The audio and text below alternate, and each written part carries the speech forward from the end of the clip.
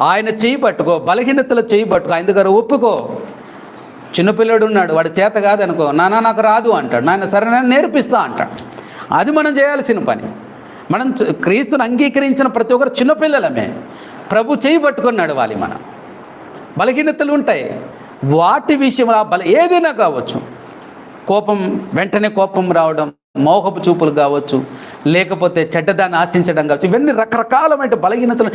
ఈ యొక్క పాప స్వభావాన్ని నుంచి నువ్వు విడుదల పొందుకోవాలంటే దేవుని కృపను ఆశ్రయించాలి. అందుకే ఒక మాట ఉంటుంది కదా, శక్తి చేత కాదు, బలము చేత కాదు, దేవుని ఆత్మ చేత కార్యాలు జరుగుతాయి. పరిశుద్ధాత్మ దేవుడే నీలో ఉండి నిన్ను పరిపూర్ణంగా మారుస్తూ తీసుకొని వెళ్తాడు. అది ఒక రోజులో జరిగే పని కాదు.